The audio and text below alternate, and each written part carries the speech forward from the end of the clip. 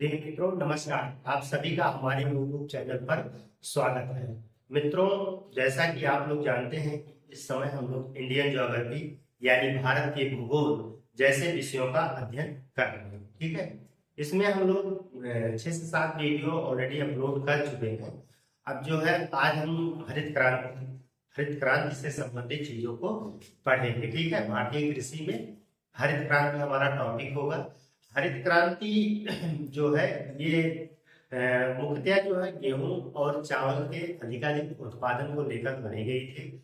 हरित क्रांति की शुरुआत आप देखेंगे कि जो है ये यहाँ अमेरिका में जन्मे, कार्य क्षेत्र इनका जो है मैक्सिको रहा है। मैक्सिको में जो है गेहूं उत्पादन के संबंध में रहे हैं नॉर्मन अर्नेस्ट बोरलाग, जिन्हें वैश्विक स्तर पर जो है हरित क्रांति का जनक माना जाता है। ठीक है, आप देखेंगे कि एक रॉकफेलर फाउंडेशन के वैज्ञानिक मैक्सिको में है। मैक्सिको में रॉकफेलर फाउंडेशन के वैज्ञानिकों द्वारा 1950 में इसकी आधारशिला रखी गई थी, जहां पे गेहूं का अधिकाधिक उत्पादन संभव हो सका था।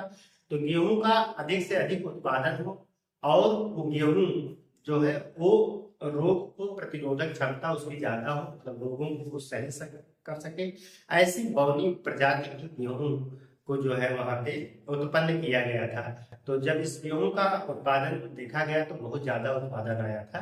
तो कुल मिला के जो है हरित क्रांति सबसे पहले गेहूं की फसल पर लाई गई। इसी को देखते हुए आप देखेंगे कि अंतरराष्ट्रीय चावल अनुसंधान संस्थान जो मनीला यानी फिलीपींस में स्थित है, वहां पर ऐसी ही चावल की किस्म को तैयार करने की एक पहल चलाई गई थी और चावल के क्षेत्र में भी अधिकाधिक उत्पादन उसमें उत्पन्न किया गया था। ठीक है, तो कहने का मतलब है कि चावल के क्षेत्र में जो है यहाँ पे मनीला के वैज्ञानिकों ने इसमें अपनी भूमिका निभाई थी।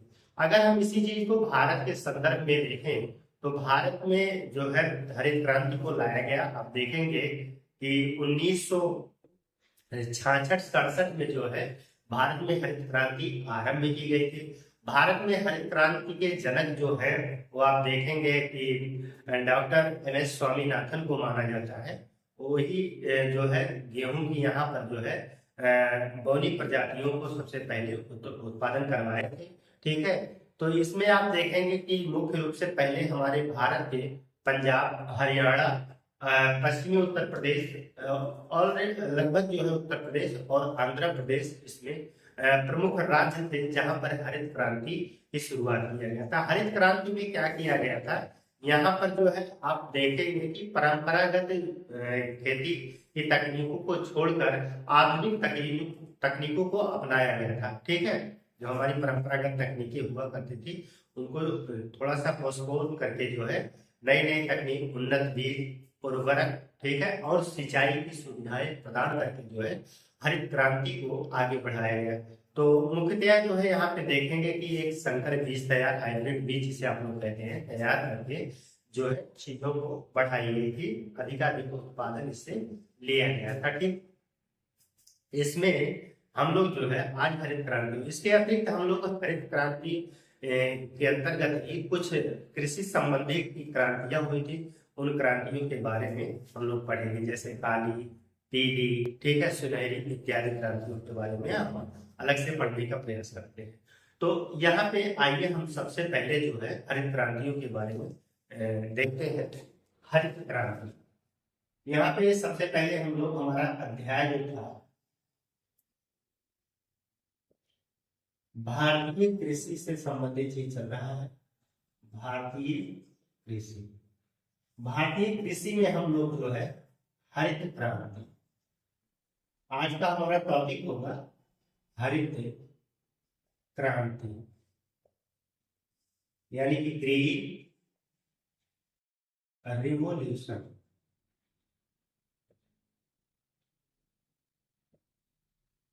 ये हमारी हरित क्रांति। तो यहाँ पर सबसे पहला हमारा जो पॉइंट निकल के आ रहा है कि वैश्विक स्तर पर हरित क्रांति का जनक किसे माना जाता है, तो नॉर्मन अर्नेस्ट बोरलॉग। ठीक है, इस चीज को आप लोग यहाँ पे नोट करेंगे। वैश्विक स्तर पर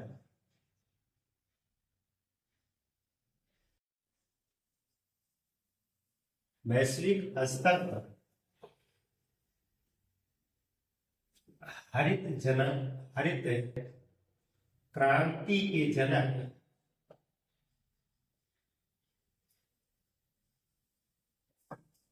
नॉर्मन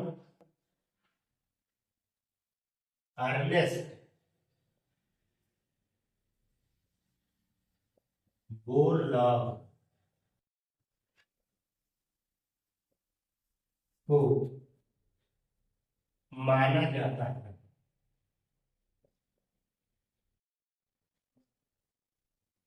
नॉर्मन अर्नेस्ट बोरलॉग को जो है हरित क्रांति का जनक वैश्विक स्तर पर माना जाता है।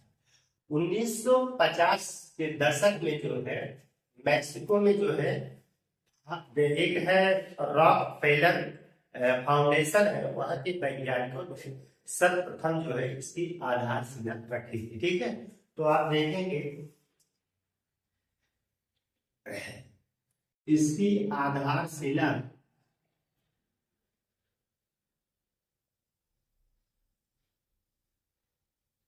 1950 में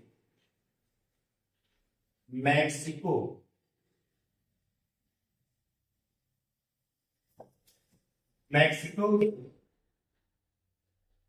रॉकफेलर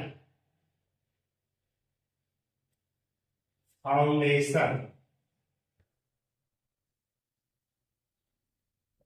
के वैज्ञानिकों द्वारा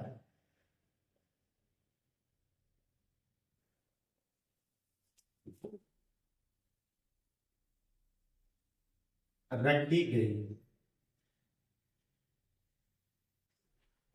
वैज्ञानिकों के द्वारा जो है रखी गई। इसके अंतर्गत क्या किया गया था, इसमें एक अधिक उपज वाली तथा अधिक रोग प्रतिरोधक क्षमता वाली बौनी प्रजाति गेहूं को उत्पन्न किया गया था। ठीक है, यही की चाहे यहाँ पे नोट करते हैं। इसके अंतर्गत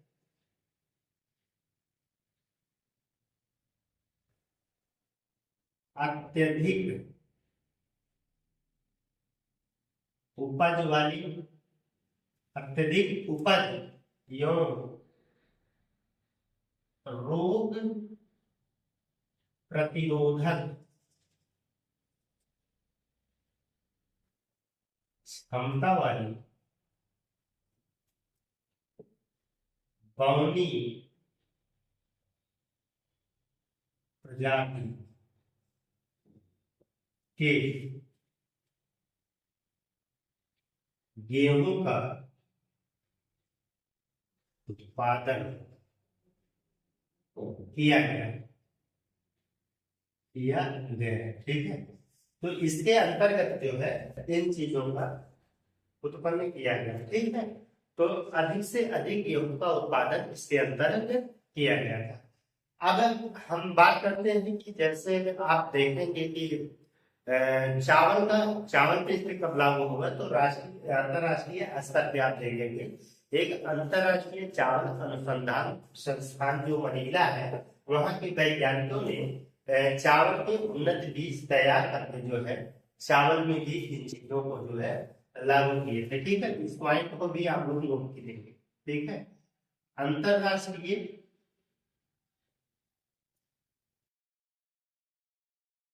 चावल अनुसंधान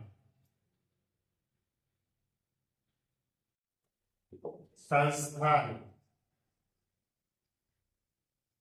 मनीला फिलीपींस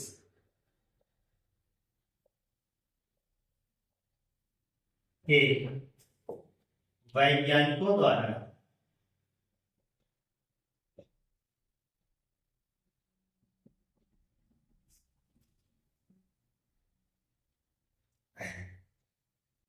चावल के उन्नत बीजों की सहायता से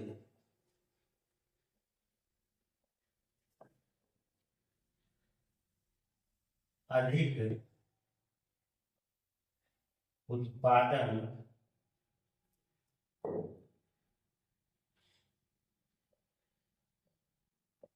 किया गया।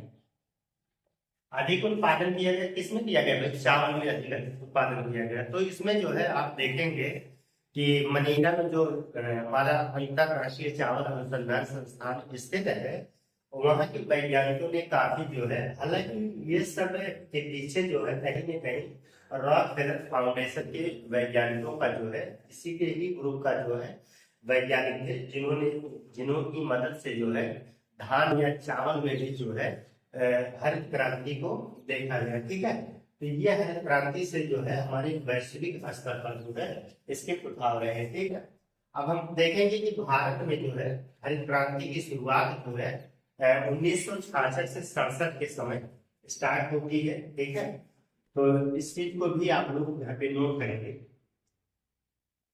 भारत में हरित क्रांति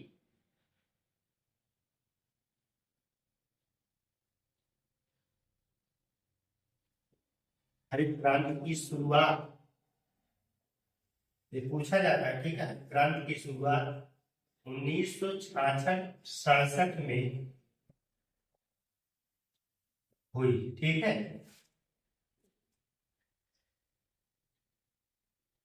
भारत में हरित क्रांति के जनक, भारत में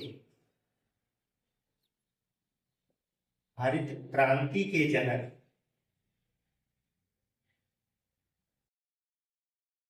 डॉक्टर एम.एस. स्वामीनाथन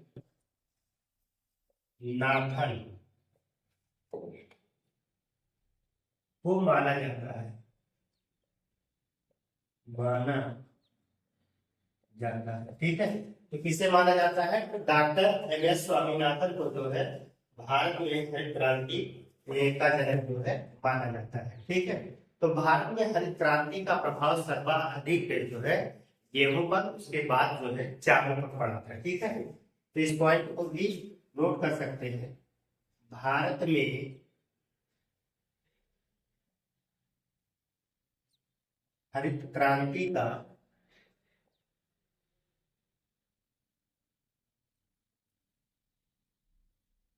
सर्वाधिक प्रभाव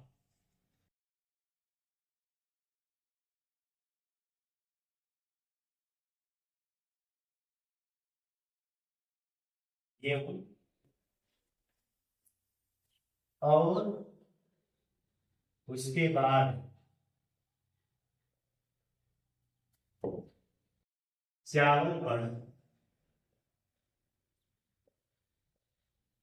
पड़ा। ठीक है, तो अगर भारत में बात करें कि भारत में सबसे ज्यादा हरित क्रांति का प्रभाव किस पे पड़ा था, तो सबसे ज्यादा हरित क्रांति का प्रभाव जो है गेहूं पे पड़ा था, तो फिर दूसरे नंबर पे चावल पे। हालांकि पूरा हरित क्रांति का प्रभाव किस पे पड़ा था, तो पूरा आप देखेंगे कि खाद्यान्न फसलें, खाद्यान्न फसलों के अंतर्गत क्या क्या आता है, तो हमारा गेहूं आता है, चावल आता है, ज्वार, बाजरा, मक्का। ठीक है, ये सब जो है खाद्यान्न फसलों के, पिछले वाले वीडियो में हम लोगों ने इस चीज पर चर्चा किया है कि खाद्यान्न फसलों के अंतर्गत क्या क्या होते हैं। तो खाद्यान्न फसलों के अंतर्गत हम तैयार गेहूं, चावल, ज्वार, बाजरा और मक्का को शामिल करते हैं कि ये हमारी खाद्यान्न फसलें आती हैं। ठीक है, तो इस चीज को जो है आप लोग इसका स्क्रीनशॉट ले लीजिए, फिर इसके बाद हम लोग आगे नोट करते हैं।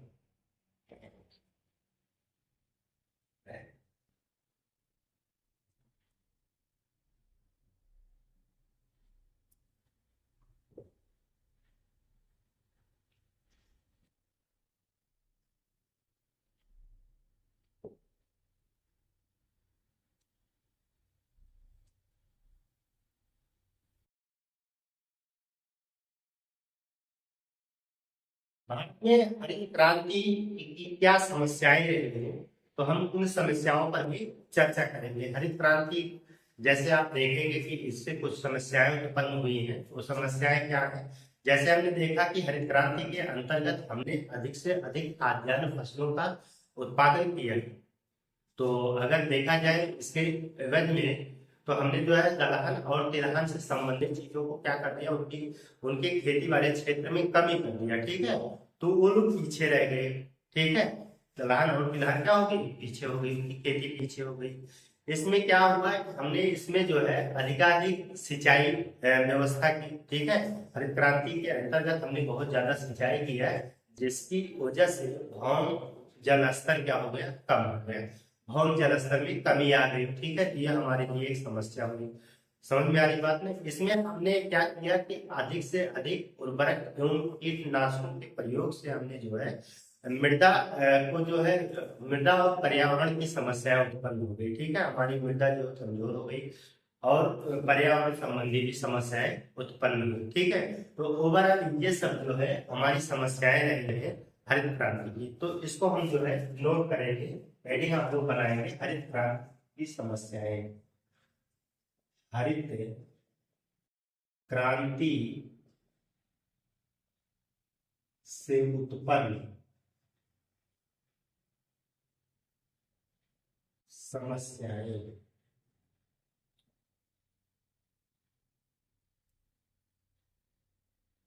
तो यहाँ की समस्याओं में सबसे पहले हम यही नोट करेंगे कि हमारी खाद्यान्न फसलों ये जो क्षेत्र है वो तो हालांकि बढ़े, लेकिन जो है हमारे दलहन और तिलहन की खेती वाले क्षेत्र में हुई कमी है। ठीक है, खाद्यान्न फसलों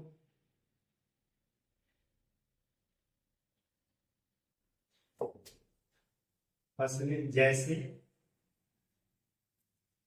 गेहूं, चावल, ज्वार, बाजरा, मक्का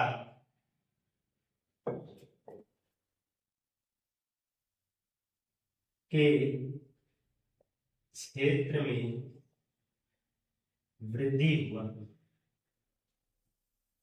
परंतु परंतु तिलहन एवं दलहन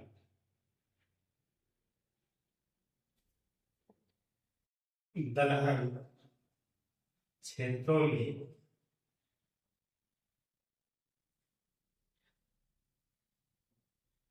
कमी आई। ठीक है, कमी आई। तो जब इनके क्षेत्र बढ़े तो हमारे पास जो है दलहन और तिलहन के बुआई वाले क्षेत्रों में क्या हो गई, कमी आ गई। इस चीज को आप लोग जो है इसमें नोट कर सकते हैं। ठीक है, दूसरी बात इसमें जो है क्षेत्रीय असमानता उत्पन्न हुई। क्षेत्रीय असमानता से क्या मतलब है, क्षेत्रीय असमानता का मतलब है कि आप देखेंगे कि जैसे कुछ स्टेट या कुछ राज्य से पंजाब, हरियाणा, उत्तर प्रदेश, आंध्र प्रदेश क्षेत्रों में जो है इन सभी गेहूं या ऐसे खाद्यान्न फसलों का अत्यधिक उत्पादन हुआ, जबकि अन्य राज्यों में जो है कम ही उत्पादन हुआ। तो ऐसी स्थिति में जो है क्या हुआ कि इसमें एक असमानता की स्थिति देखी गई। ठीक है, तो एक क्षेत्रीय असमानता उत्पन्न हुआ। तो कुछ राज्यों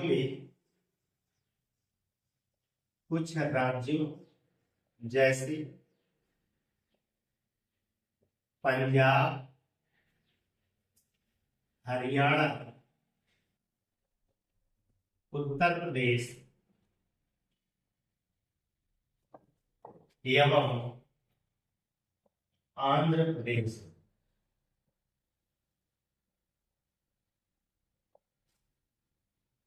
में हरित क्रांति द्वारा अत्यधिक उत्पादन अत्यधिक उत्पादन किया गया, जबकि जबकि अन्य राज्यों में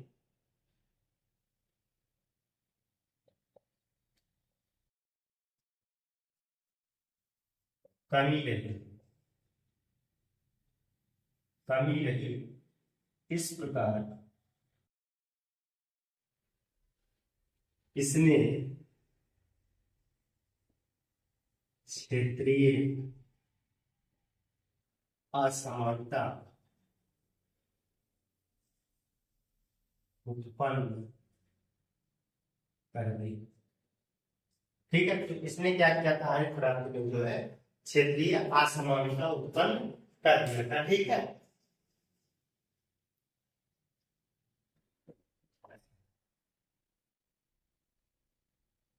इसके बाद जो है इसमें आप लोग नोट करेंगे कि जैसे उर्वरक और कीटनाशकों के प्रयोग से जो है हमारी मृदा और पर्यावरण की समस्याएं उत्पन्न हुई। ठीक है, उर्वरक एवं कीटनाशकों के प्रयोग से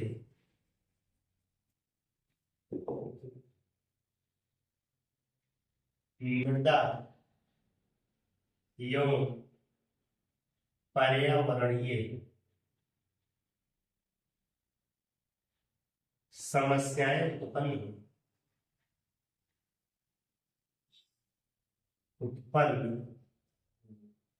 ठीक है, ये भी हमारी समस्या है। ठीक है, कीटनाशकों के प्रयोग से जो है आप देखेंगे कि पर्यावरण और मृदा में जो है ये समस्याएं उत्पन्न हुई थी। ठीक है, और इसमें हमने बताया था कि जो है अधिक सिंचाई की वजह से भौम स्तर भी प्रभावित हुआ था। ठीक है,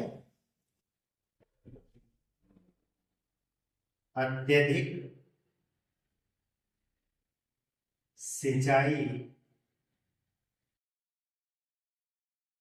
के कारण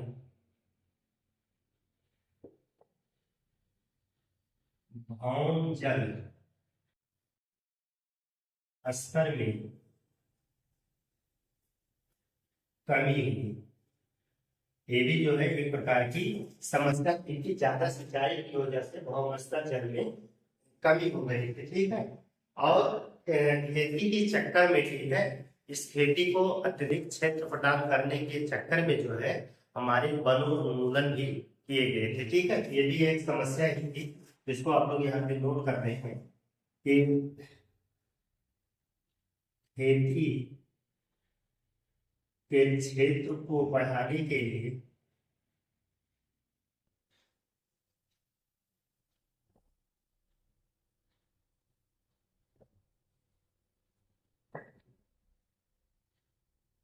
वनोन्मूलन किया गया। ठीक है, बहुत बड़े पैमाने पर जो है वनों को नाश किया गया, यानी कि वनों की कटाई किया गया, ताकि अधिक से अधिक क्षेत्रों पर जो है हम इन खाद्यान्न फसलों जैसे गेहूं चावल आदि का जो है उत्पादन, ज्यादा से ज्यादा क्षेत्र रहेंगे तो ज्यादा से ज्यादा उत्पादन हम करें। ठीक है, हालांकि तो इस क्षेत्र में क्या किया गया है, अधिक से अधिक वृक्ष वाले क्षेत्रों को भी काटा गया और ऐसे खाद्यान्न फसलों के लिए अलग से क्षेत्र जो है बनाए गए।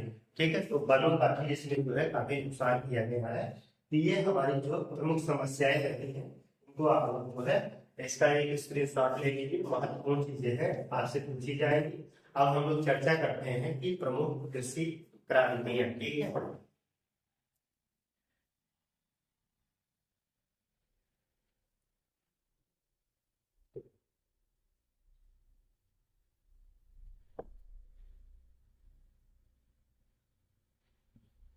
हम लोग हेडिंग डालेंगे कृषि संबंधी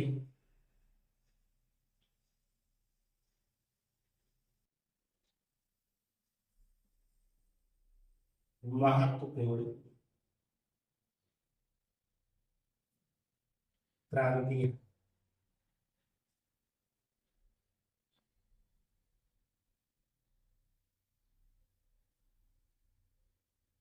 कृषि से संबंधित हम लोग जो है यहाँ पे महत्वपूर्ण क्रांतियों को पढ़ेंगे। जैसे आप देखिएगा कि एक सुनहरी या स्वर्ण क्रांति चलाई गई, तो नोट कर लीजिएगा सुनहरी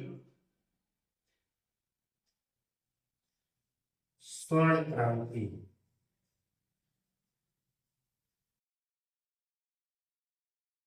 इसका संबंध किससे था, इसका जो है आप देखेंगे हल बना। ठीक है, सब्जी आदि के उत्पादन से था। तो फल, सब्जी, बागान,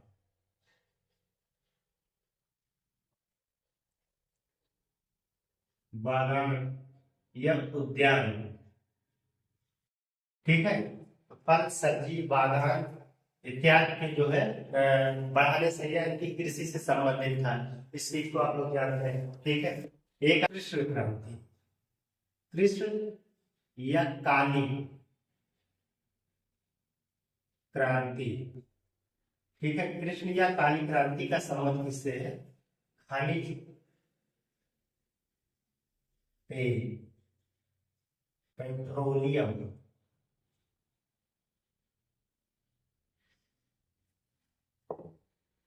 में आत्मनिर्भरता,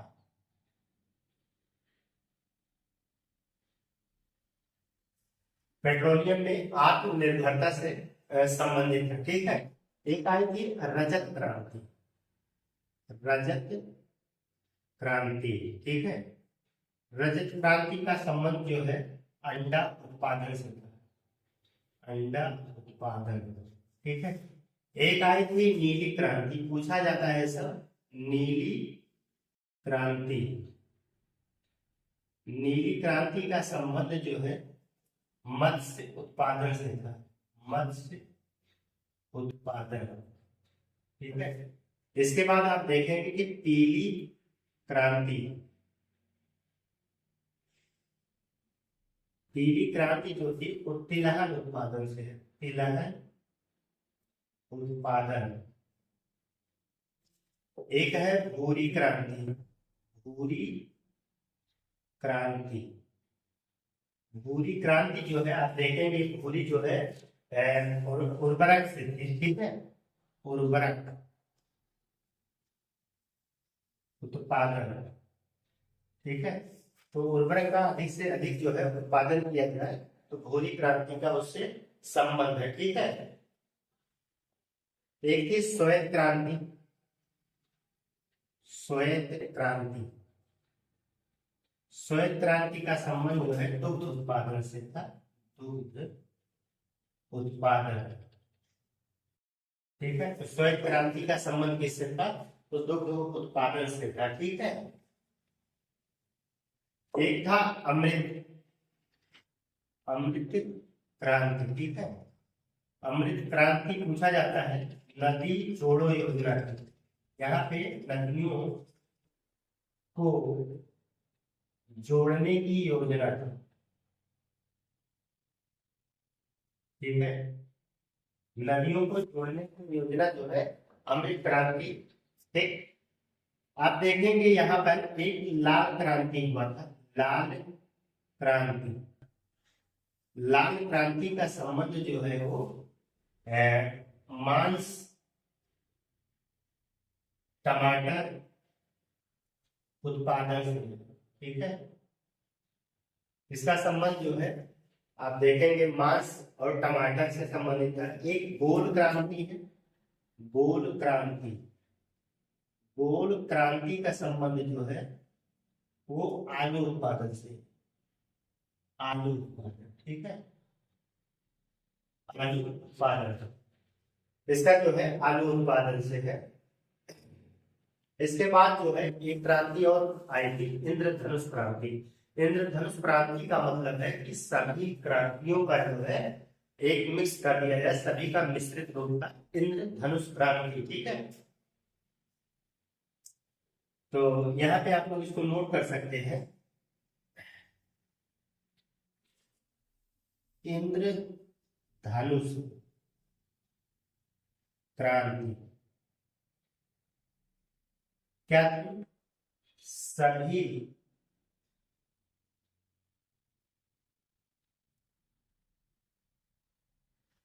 सभी क्रांतियों को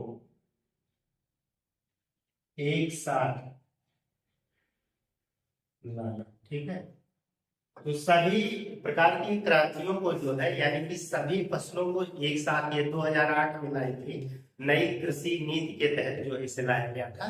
तो सभी को एक साथ है, सभी क्रांतियों को एक साथ मिक्सअप करके जो है चालू करना जो है, ये इंद्रधनुष क्रांति पूछा जाता है।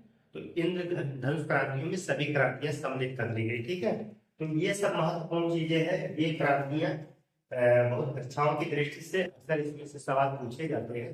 तो ये पूछा जाता है कि इस चीज को आप लोग जो है एक बढ़ा दीजिएगा। इसमें जैसे गुलाबी क्रांति है, तो गुलाबी का संबंध जो है प्याज से है। ठीक है, तो इन चीजों को आप लोग बढ़ा सकते हैं और पढ़ सकते हैं, ये बहुत महत्वपूर्ण चीजें हैं। तो मित्रों, यह क्लास आपको हमारी कैसी लगी, आप लोग जो है कमेंट करके अवश्य बताइएगा। ठीक है, हम लोग मिलते हैं एक नए बेहतर क्लास के साथ, तब तक के लिए धन्यवाद।